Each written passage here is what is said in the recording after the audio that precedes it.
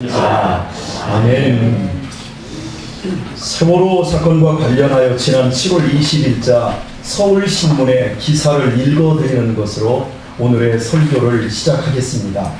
서울중앙지법 민사합의 39는 세월호 가족협의회 운영위원장 등 희생자 119명의 유가족 355명이 국가와 청해진 해운을 상대로 낸 손해배상 청구 소송에서 희생자 한 명당 2억 원과 그 가족들에게 500만 원에서 8천만 원까지의 유자료를 각각 지급하라는 원고 승소 판결을 내렸다.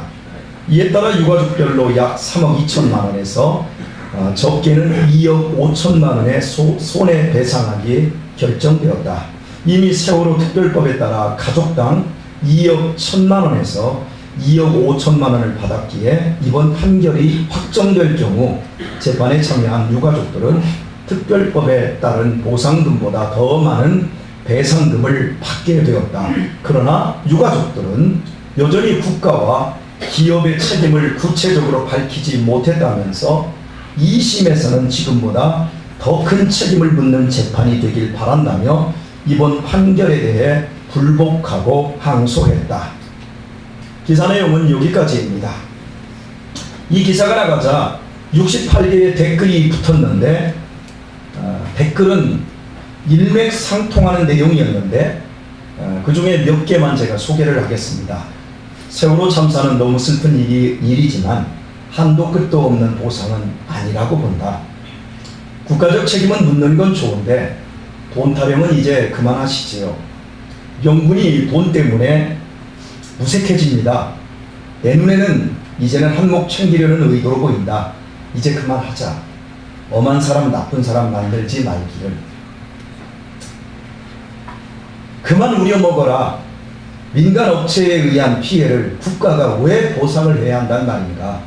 4천억 들여 배 건져냈으면 되었잖아요.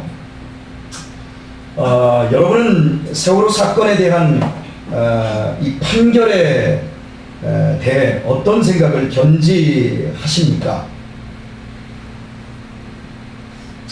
살펴보았듯 시각은 돈입니다. 인간의 관심사는 결국 돈으로 귀추된다는 사실을 여실히 드러내고 있습니다. 억만금으로도 자녀 잃은 슬픔은 치유되지 않습니다. 그리고 국내에 있는 돈은 돌고 돌 뿐 어디로 새어나가지도 않습니다. 중요한 것은 모든 것을 돈 가지고 해결하려는 우리 사회에 정의와 공정성과 공익이 있느냐입니다. 1년 전 서울 강서구에서 장애인 학교, 서진 학교를 짓는데 지역 주민들이 반대하여 장애 부모들이 무릎을 꿇는 사건이 있었습니다. 이 사건이 이번 주에 종결이 됐습니다. 모두 합법적인 절차에 의해 진행되던 공사였음에도 지역민들은 혐오시설이라며 반대해서 일어난 일이었습니다. 그러나 진짜 이유는 혐오가 아니라 장애인 학교가 들었으면 내 집값이 떨어진다는 것이 핵심이었습니다. 같은 때에 서울 중량구에서는 청년 보금자리 주택 건설 역시 지역 주민들의 거센 반발로 무산되고 말았습니다. 이 역시 부동산에 악영향을 준다는 이유였습니다. 이것이 우리 사회의 부끄러운 후진성입니다. 오늘날 우리 사회는 돈을 숭상하는 극도의 이기심으로 굳어져 있습니다. 과연 이렇게 되어도 괜찮을까요? 1592년 선조 25년 4월 13일에 일본의 침략으로 임진왜란이 일어났습니다. 왜군이 파죽지세로 북상하자 선조는 임진왜란 발발 17일째인 4월 30일에 도성 한양을 버리고 개성으로 피신했습니다. 나흘 후인 5월 4일에 선조는 다시 평양 피신을 앞두고 어영대장 윤두소에게 적병의 숫자가 얼마나 되는가? 절반은 우리 조선 사람이라는데 사실인가? 라고 물은 것으로 선조실록이 전하고 있습니다. 이 부분에 대하여 이덕일 역사문화소장은 이덕일의 칼날 위의 역사라는 제목의 연재글에서 선조실록을 인용하며 임진왜란 당시 수많은 조선 백성들이 왜군에 가담했는데, 여러분 몰랐던 얘기지요. 조일전쟁이라고 일컬어지는 임진왜란이 7년을 질질 끌었던 이유가 우리나라 국민의 거의 반수가 의병으로 돌아선 게 아니라 외병의 편을 들었기 때문에 그랬습니다. 임진왜란 당시 수많은 조선 백성들이 왜군에 가담한 그 이유는 일방적인 병역세 때문이었다고 밝히고 있습니다. 가난한 백성은 매년 3배나 무명 2필씩의 군포를 병역세로 납부해야 했습니다. 이것이 얼마나 큰 돈인가 하면 무명 2필은 오늘날 막노동군의 6개월치의 임금과 맞먹습니다. 한 집의 남자가 2명이면 해마다 군포를 4필, 3명이라면 매년 6필을 납부해야만 했습니다. 가난한 사람들에게 그것은 과중한 부담이었습니다. 심지어 탐관오리들은 죽은 사람들에게까지 세금을 물렸습니다. 이게 조선사회였습니다. 당시 양반들에게는 병역세가 완전히 면제되었습니다. 양반들은 자신들의 풍족한 생활을 꾀하느라 민초들의 고초는 아랑곳하지도 않았던 것입니다. 그런 상황에서 왜군이 침입하자 도탈에 빠진 백성 가운데 많은 사람들이 무기를 들고 왜군 편에 가담한 것입니다. 임진왜란은 일본을 통일한 풍신수길이 무력의 힘을 밖으로 배출하려는 정치적인 계산에 의한 외부적인 요인과 함께 자신들의 풍족한 생활만을 꾀했던 조선조정과 양반들이 착초한 민심 이반이 부른 대재앙이었던 것입니다. 공정성과 공의와 공익이 없는 사회는 그 속이 허약하며 끝내는 무너지게 된다는 것이 역사의 교훈입니다. 5년 전에 스위스 다보스 포럼에서는 현 세계의 경제 상황을 자본주의의 위기라고 진단을 했습니다.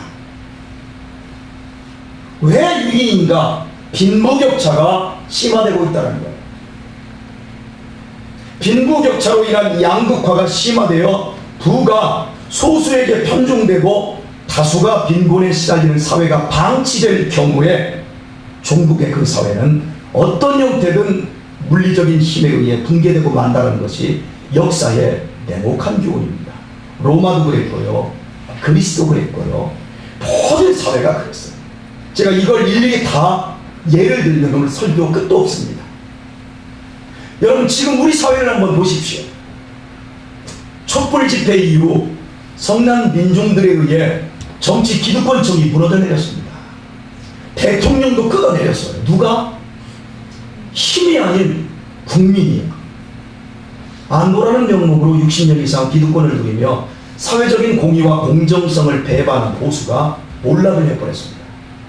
이후 60년 동안 잘해먹었던 재벌들을 갑질 파문으로 도마 위에 지금 올려놓고 그 재벌들을 끄집어내리고 있습니다. 누가요? 국민들.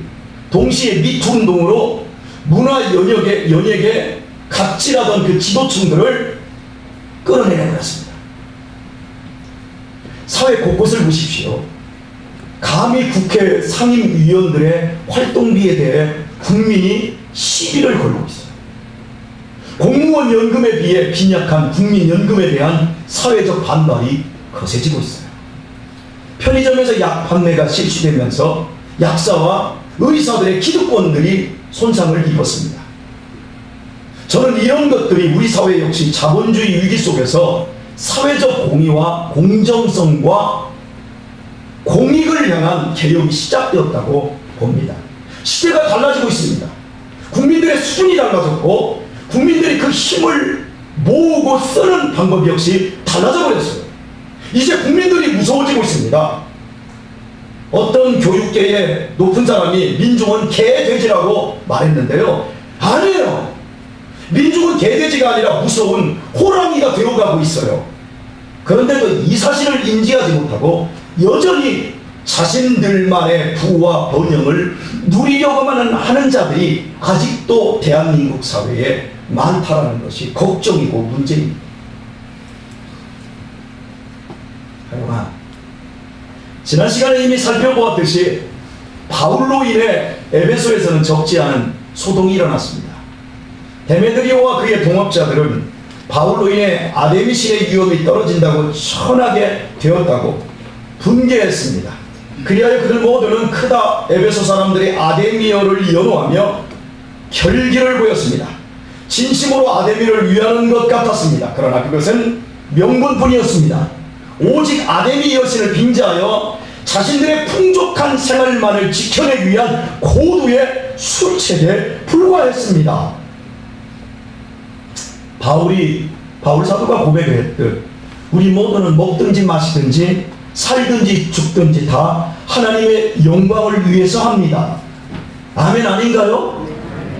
그리스도 예수 안에서 우리를 구원하시고 우리를 하나님의 자녀 삼아주신 그 사랑의 힘이고 우리는 먹든지 마시든지 살든지 죽든지 다 하나님의 영광을 위해서 삽니다.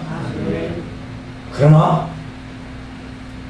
확인해야 할 것은 우리의 이런 고백이 명분이나 이상으로 흐를 오해가 있다는 것입니다. 흔히 연세 드신 어르신들의 걱정거리가 이것입니다. 중풍이나 치매에 걸려 하나님의 영광을 가릴까봐 걱정되는 겁니다. 하나님을 믿는 사람이기에 마지막까지 평안해서 하나님께 영광을 돌려야 한다는 생각을 갖습니다. 기실 이해가 됩니다. 저 역시 그런 소원을 갖습니다. 그러나 내가 고집하는 그 상태만이 꼭 하나님께 영광을 돌리는 것은 아니라는 사실입니다. 남이 알아주는 대학에 들어가고 남들이 부러워하는 직업을 갖고 남들보다 더 큰 삶의 경제적인 여유를 가짐으로 하나님께 영광을 돌리려는 것도 그렇습니다. 그렇게 되지 않으면 하나님의 영광을 가리는 것이라고 우리는 생각합니다. 아닙니다. 성경은 우리에게 그렇게 말한 적이 없어요. 높아졌으면 높아진 자리에서 믿음을 갖고 하나님의 영광을 추구하고 낮아졌으면 낮아진 자리에서 또 하나님의 영광을 추구하면 됩니다. 건강하면 건강한 대로, 병들면 병든 대로, 성공했으면 성공한 대로, 실패했으면 실패한 대로 하나님의 영광이 다 있습니다. 우리의 바람과 우리의 명분으로만 하나님의 영광이 드러나지 않고 오히려 그 반대일 수도 있습니다. 20여 년 전에 나온 크리스찬 스타터라는 책에 보면 김동호 목사님 교회에 사업을 크게 하던 장로님의 이야기 하나가 나옵니다. 장로님은 많은 수익을 내고 그것을 가지고 선교와 구제, 전도를 함으로써 주의 나라를 위해 헌신하며 마음껏 하나님께 영광을 돌렸습니다. 이렇게 신실한 장로님이신데 60이 넘으면서 회생할 수 없는 실패를 했고 결국 빚더미 속에서 파산하고 말았습니다. 장로님은 그날부터 리어커를 하나 사서 파지를 줍고 공병을 줍기 시작했습니다. 얼마나 비참하겠습니까? 한 회사의 사장님이 이렇게 전락을 했으니까요. 그럼에도 장로님은 환한 감사의 얼굴을 잃어버리지 않고 이렇게 말씀했습니다. 젊어서는 제가 하나님의 은혜로 돈 버는 재미로 살았지만 늙어서는 이제 빚 갚는 재미로 살고 있습니다. 이것이 하나님 앞에 사는 성도의 사회적 공의이며 공익이며 이것이 공정성이며 이런 모습이야말로 하나님의 영광을 나타내는 일임을 장로님은 몸으로 실천하고 있었던 것입니다. 참된 크리스천은 내가 세운 하나님의 영광이라는 명분으로 사는 것이 아니라 모든 상황에서 어떤 형편에서도 믿음의 진가를 나타내는 것으로 하나님의 영광을 구현해내는 것입니다. 그러므로 주무시지 마세요. 그러므로 크리스찬에게 중요한 것은 신앙의 바른 이해예요. 세상에서 당당해지고 훌륭해지는 것만을 추구하지 말고 보이지 않는 하나님 앞에서 내 양심 앞에서 하나님 앞에서 인정받는 것을 배워갈 줄 알아야 합니다. 세상에서 대접받고 그거 말고 장차 하늘나라에서 대접을 받게 될 것으로 세상의 유혹과 괄시를 이기고 나가는 싸움을 할 줄 알아야 합니다. 세상에서 승리하는 사람들이 거들먹거리는데 시험받지 마십시오. 우리 앞에 부딪히는 모든 삶에 성실하십시오. 가정생활이 있고 사회생활이 있고 먹고 살아야 할 눈앞에 부딪힌 일들이 있습니다. 거기서 간교해지지 말고 영혼을 준비하는 신실한 사람이 되란 말입니다.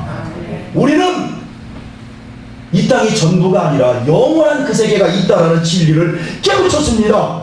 우리는 하나님의 살아계심과 하나님의 사랑을 아는 삶의 답을 아는 사람들입니다. 하지만 그것이 명분과 이상으로 가면 안 돼요. 깨우치고 은혜 받은 하나님의 진리를 가지고 현실에 매달려서 굳굳하게 인내하며 살아내야 해요. 주님께서는 당신을 따르는 사람들에게 마태복음 7장 13절에서 이렇게 말씀하셨습니다. 좁은 문으로 들어가라. 멸망으로 인도하는 문은 크고 그 길이 넓어 그리로 들어가는 자가 많고 생명으로 인도하는 문은 좁고 길이 협착하여 찾는 자가 적음이라. 성도 여러분, 이 얘기를 제자들에게 하셨지 세상 사람들에게 한 말이 아니에요. 제자들에게 멸망으로 인도하는 문은 그 길이 넓어 그리로 가는 자가 많지만 생명으로 인도하는 문은 좁고 길이 협착하여 찾는 자가 적다. 세상 사람과 우리를 얘기하는 것이 아니라 교회 안에 들어와 있는 우리에게 말씀한 말이에요. 모든 넓은 문이 무엇입니까, 여러분? 모르겠어요? 우리 교회는 좁은 문이에요. 우리 교회는 좁은 통로예요. 좁아요. 좁아서 못 들어옵니까? 들어와봐요. 넓은 세계가 펼쳐져 있어요. 아멘. 할렐루야. 아멘. 예, 그래요. 여러분, 넓은 문은 모든 인생이 추구하는 풍족한 생활이에요. 부와 번영은 3살 먹은 어린애도 다 아는 넓은 길입니다. 우리 애들한테 여러분, 이리 와. 이리 와, 이리 와. 뽀뽀 한 번에 막 하지 마세요. 돈 한 번 흔들면서 이리 와. 다 와요. 그러나 우리가 가야 할 길은 좁은 문이고 좁은 길이에요. 하나님이 기뻐하시는 좁은 문이에요. 실제 들어가야 할 문이에요. 우리는 좁은 문으로 가야 돼. 십자가의 길을 가야 돼. 명문과 이상으로 말하고 있는 게 아니라 그 길을 실제로 가야 되고 들어가야 될 것으로 우리에게 명령하고 있어요. 명분이 아닌 실제로 말이에요. 우리의 바램과 명분으로서 크고 넓은 길이 아닌 주님께서 생명으로 인도하는 좁은 문으로 들어가 있어야 돼요. 여기에서 우리는 중요한 질문을 던질 수 있어야 돼요. 이제 그렇다면 목사님, 그리스도인이 풍족한 생활을 하기 위해 부와 번영을 추구하는 것은 죄악입니까?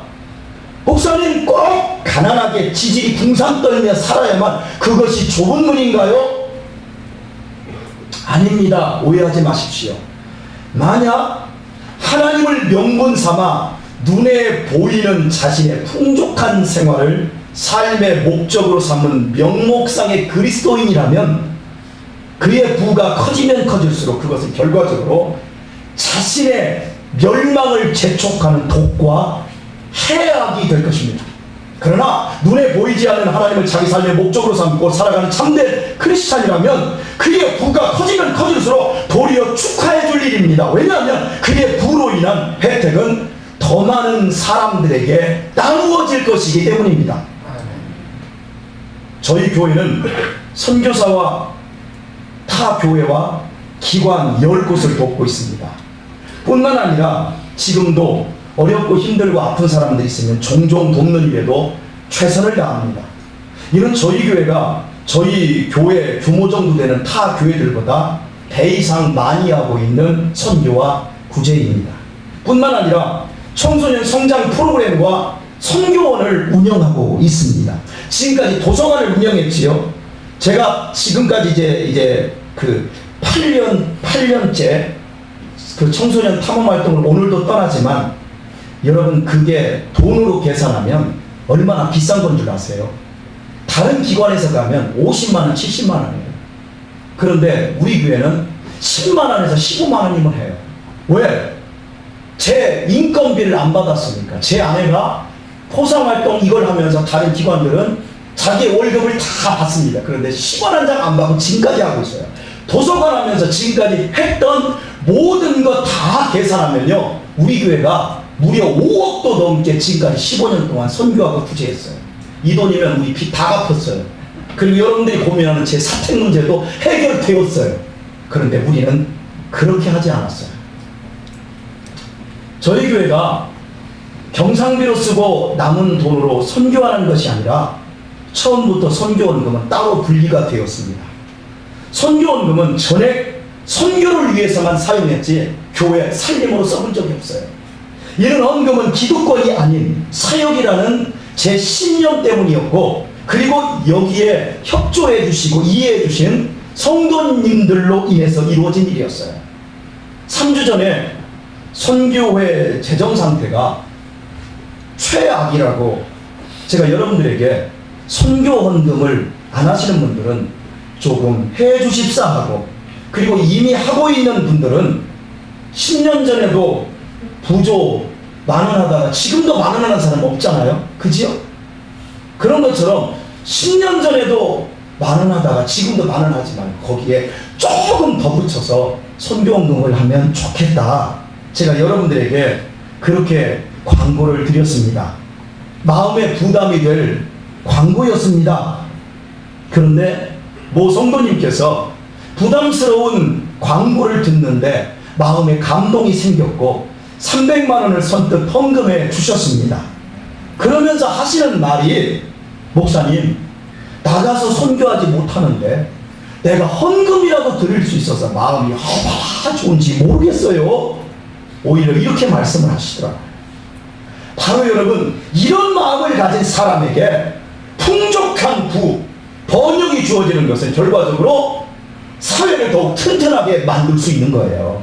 그러나 부와 번영을 오직 자신만의 풍족한 생활로만 인식하는 자들에 의해서는 사회 구조가 취약해지는 겁니다. 기독교는 우리가 오해하고 있는 자본주의가 아니에요. 그렇다고 공산주의가 더더욱 아니에요.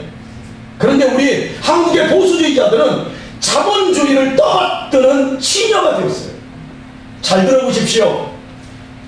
삼위일체 하나님을 자기 삶의 목적으로 삼은 크리스찬이 자신의 기득권이나 특권, 그리고 자신의 수고에 대한 인센티브를 요구하는 자본주의 원리에 빠진다면 끝내 빈익빈 부익부의 양극화를 부채질하며 자신 역시 비극의 구렁텅이로 나아가게 됩니다. 역시 적당하게 일하고 다 함께 평등하게 나눠갔자는 공산주의로는 거짓골을 면할 수 없게 됩니다. 이 모두가 역사 속에서 증명된 사실입니다. 크리스찬은 누구보다도 열심히 일하면서 당연히 누릴 수 있는 자신의 권리와 몫을 누군가를 위해 자발적으로 기꺼이 포기할 줄 아는 사람입니다. 그런 사람을 하나님이 기뻐하십니다. 왜냐하면 그런 사람을 통해 하나님의 사랑이 결실이 되고 사회의 공정성과 공익이 확립되며 하나님의 나라가 확장되기 때문입니다. 인구 400만 명이 사는 미국의 LA는 합법적 한국인만 40만 명 이상이 거주하고 있습니다. 이 불법적 거주인들까지 하면 거의 한 70만 명의 이 한국인들이 LA 400만 되는 시에 10분의 1, 10분의 거의 5분의 한 1은 좀 안 되는 이런 인구가 살아요. 그런데 LA에서 제일 가난하게 사는 사람들, 제일 부자로 살고 소수가 제일 부자로 살고 다수가 제일 가난하게 사는 이 사람들이 한국인이라고 합니다. 한국인들은 세계 어느 곳이나 특유의 근면성으로 기반을 갖고 세력을 넓히기로 유명하던 LA에서도 마찬가지입니다. 160억 종 9천여 곳 이상의 자영업소를 운영하며 부를 축적하고 정치적인 지위도 매우 높아서 미국에서 유일하게 한국인의 날을 책정할 정도의 이제 유력을 갖고 있습니다. 그러나 생각할 점은 이것입니다. LA 전체시에서 한국인들이 모여 사는 곳 코리아타운이지요. 그 한국인들이 모여 사는 곳의 건물과 토지가 가장 비싸답니다. 한국인이 자리를 잡은 곳이 가장 노른자위 좋은 곳이기 때문일까요? 아닙니다. 좋은 지역은 백인들이 다 차지하고 있습니다. 그럼에도 부동산 시세가 높게 형성되는 이유에 대해 얼마 전 현지에 살고 있는 지인에게 제가 직접 들었습니다.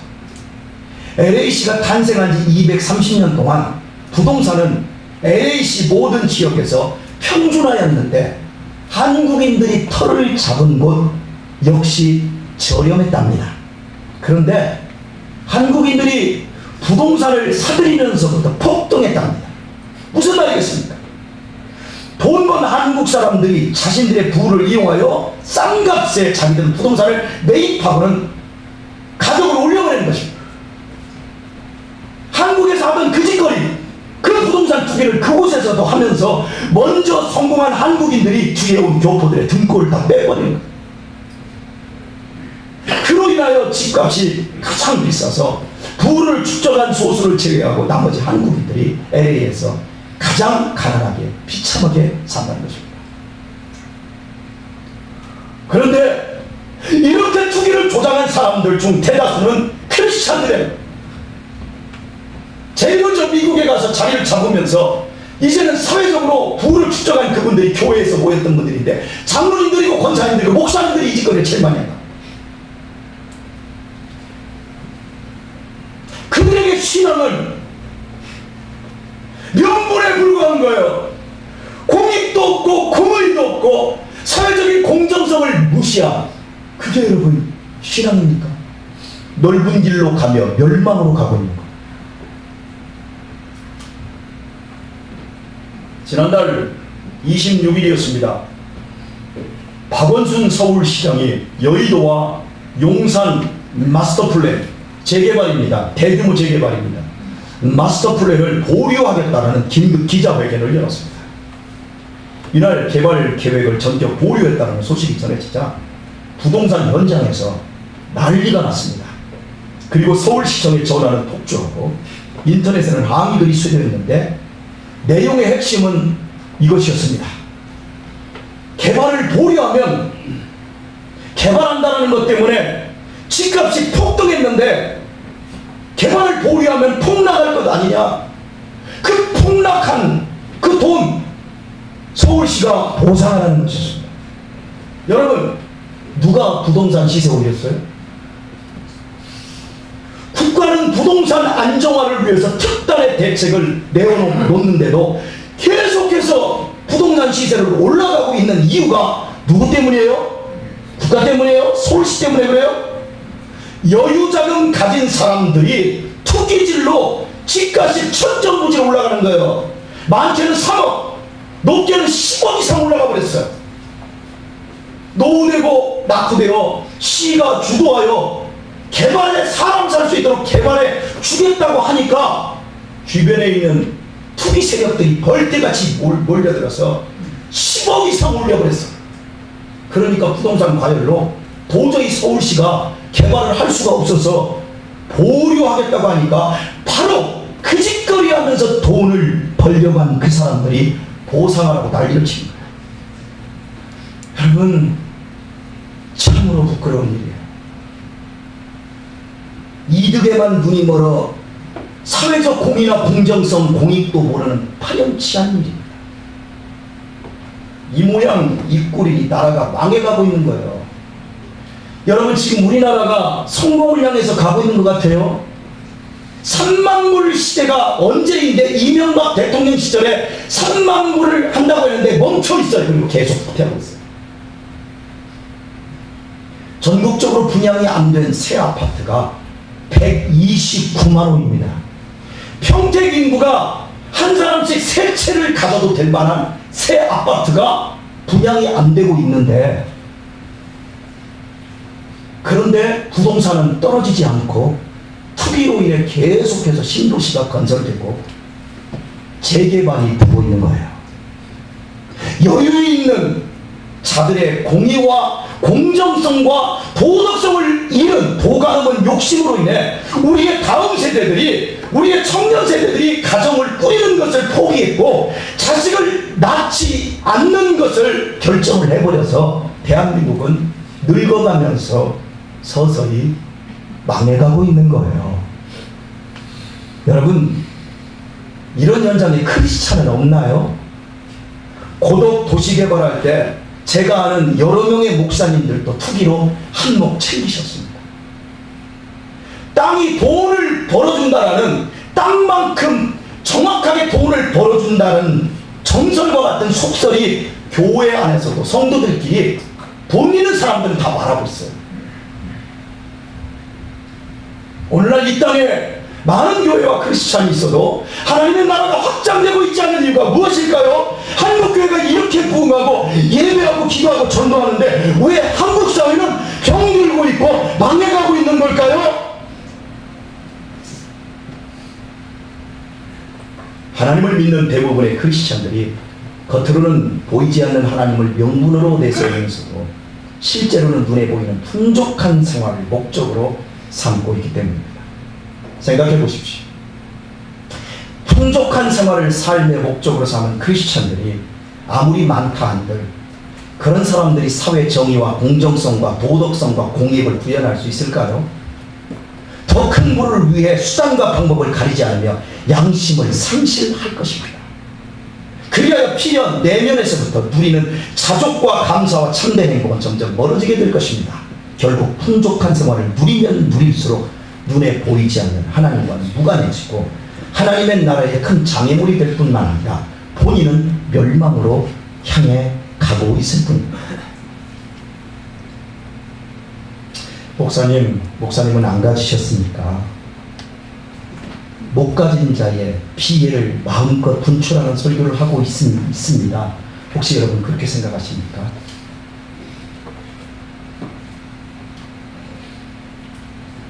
하박국 선지자는 참된 크리스찬이 누리게 될 하나님의 나라에 대해 이렇게 고백을 했습니다. 비록 무화과나무가 무성하지 못하며 포도나무에 열매가 없으며 감람나무에 소출이 없으며 밭에 먹을 것이 없으며 우리의 양이 없으며 외양간에 소가 없을지라도 난 구원의 하나님을 인하여 기뻐하리로다.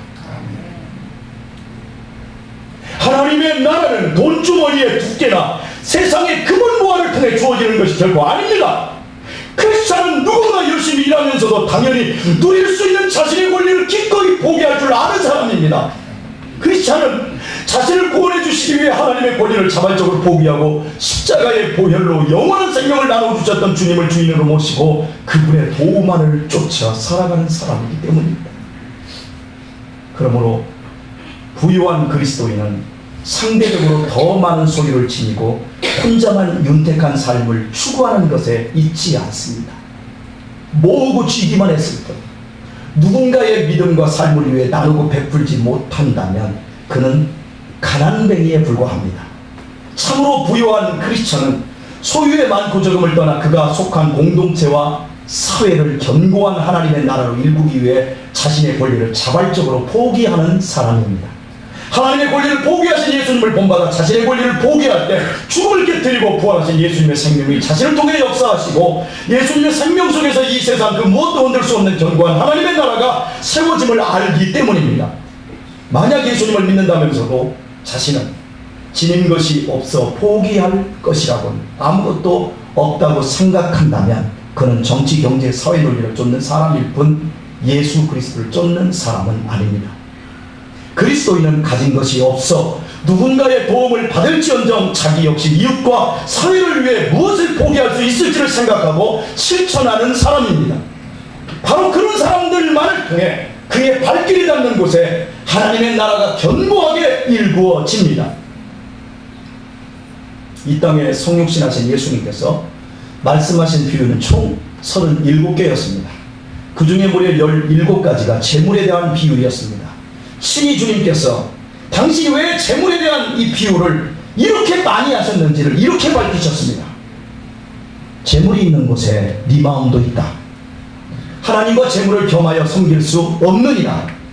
우리말 성경에는 재물이라 번역되었지만 원문에는 그 당시에 돈이라고 하는 귀신이 있어요. 돈 귀신이 있었어요.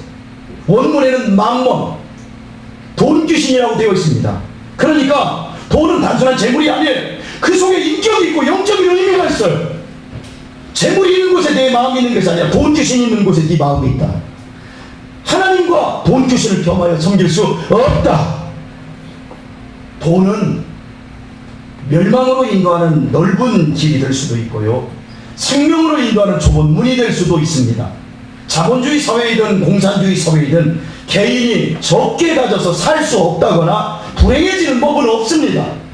적게 가지고도 다 살게 되어 있어요. 어느 사회이든 간에. 문제는 오히려 많이 가졌으면서도 사회적 공의와 공정성과 도덕성을 지키지 않을 때 문제가 생깁니다. 오늘 말씀을 맺습니다. 정말로 예수님을 나의 하나님, 나의 주님으로 고백하신다면 누구보다 열심히 일하십시오.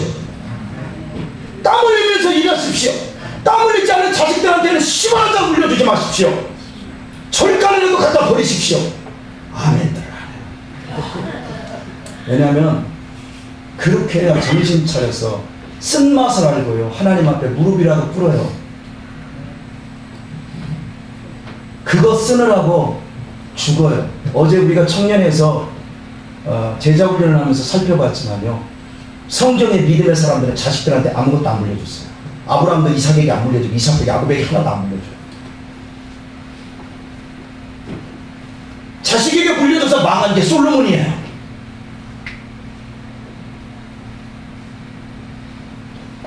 절간이라도 갖다 주십시오. 할렐루야. 누구보다도 열심히 일하십시오. 대신에 내가 누릴 몫을 누군가를 위해 자발적으로 포기할 줄 아는 참된 크리스찬으로 사십시오. 열심히 일하실 때 나 자신을 위해서는 적게 가지시고 이웃을 위해서는 많이 주는 삶을 실천할 수 있기를 바랍니다. 그것이 풍족하고 안전한 삶입니다. 그러나 나는 많이 갖고 이웃에게는 적게 주는 것은 스스로 위태하게 되는 일입니다. 이 경제적인 진리를 바로 하셔서 여러분의 남은 생에 진정으로 부유하고 행복하며 참된 진리를 추구하는 성도가 되길 예수님의 이름으로 축원드립니다.